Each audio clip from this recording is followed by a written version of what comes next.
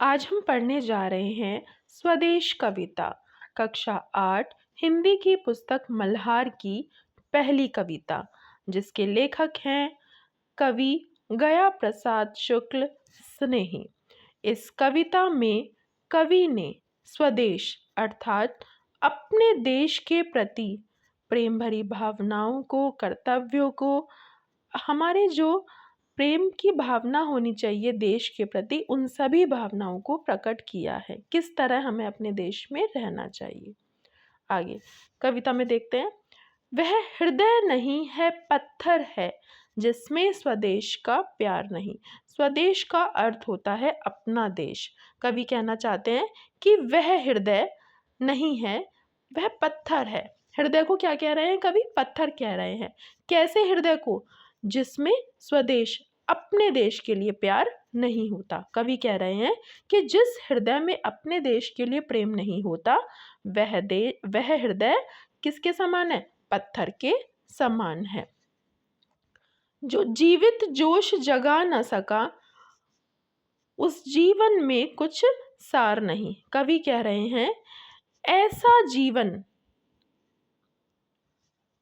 जो जोश न जगा सका, अर्थात ऐसा जीवन जो उत्साहन से भरा हुआ ना हो, उस जीवन में कुछ सार नहीं, उस जीवन का कोई भी महत्व नहीं है। वह जीवन जो उत्साह से भरा हुआ ना हो, जो दूसरों को उत्साहित ना करे, वह जीवन जो है वो निरर्थक है, व्यर्थ है, उसका कोई भी सार नहीं है, कोई भी महत्व उसका नहीं है।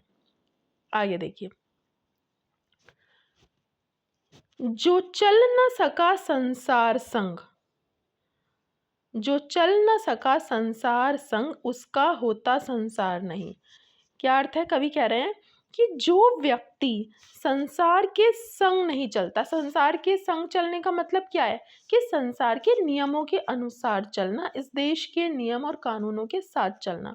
कवि कहना चाह रहे हैं कि जो व्यक्ति संसार के नियमों के अनुसार नहीं चलता, देश का नागरिक बनकर नहीं रहता, सच्चा, उसके कानून का पालन नहीं करता, नियमों का पालन नहीं करता, उसका होता संसार नहीं, संसार भी उसका नहीं होता, अर्थात संसार भी उस व्यक्ति को स्वीकार नहीं करता। आगे देखिए। जिसने साहस को छोड़ दिया वह पहुंच सकेगा पार नहीं। कवि ने बहुत अच्छी पंक्ति कही है कि वह व्यक्ति जो पार करना चाहता है, पार करना मतलब अपने लक्ष्य को प्राप्त करना चाहता है, इस संसार में अपना कुछ नाम कमाना चाहता है, अपने लक्ष्य की प्राप्ति के लिए उसे क्या चाहिए होगा? साहस। और जो व्यक्ति साहस को छोड़ देता है, वह व्यक्ति अपने लक्ष्य को प्राप्त नहीं करता, अर्थात वह पहुंच सकेगा पार। वही व्यक्ति पार कर सकता है जो साहस के साथ रहेगा। यदि साहस को छोड़ दिया तो वो अपने लक्ष्य को भी प्राप्त नहीं कर सकता। आगे देखिए। जिससे न जाति उद्धार हुआ, होगा उसका उद्धार नहीं। यहाँ पर कवि कह रहे हैं कि जिस व्यक्ति से जाति का उद्धार नहीं होता, कौन सी जाति? मनुष्य जाति। यदि यदि मानव जीवन हमारा किस लिए है? हम अपना उद्धार करें, समाज का उद्धार करें, उद्धार मतलब कल्याण करें, भलाई करें हम देश की। यदि हम मनुष्य जन्म लेकर भी यदि हम अपने कर्म ऐसे नहीं रखते कि जिससे मनुष्य जाति का उद्धार होगा उसका उद्धार नहीं, तो फिर खुद उस व्यक्ति का भी उद्धार नहीं होगा, क्योंकि हम भी इस समाज का, इस देश का ही एक हिस्सा है। और यदि हमारे कर्म ऐसे हैं कि जाति का उद्धार नहीं होता, दूसरों का कल्याण नहीं होता, तो फिर हमारा भी कल्याण नहीं होगा। आगे देखिए। जो भरा नहीं है भावों से, कवि कह रहे हैं, ये बहुत ही प्यारी पंक्ति है। जो भरा नहीं है भावों से, बहती जिसमें रसधार नहीं।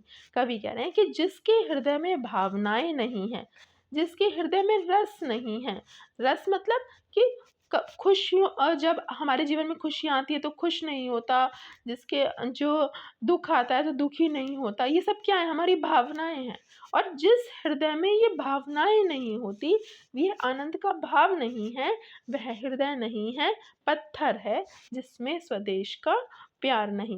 यानी जो हृदय भावों से भरा नहीं होता, हमारे मन में अलग अलग भाव होते हैं, खुशियों का भाव, दुख का भाव, स्वदेश प्रेम का भाव, देशभक्ति का भाव। तो कवि कह रहे हैं कि जिसके मन में अपने देश के लिए कोई भावनाएं ही नहीं है, जो भावों से भरा हुआ ही नहीं है, जिसमें देश प्रेम की धारा नहीं बहती, वह हृदय नहीं, वह क्या है?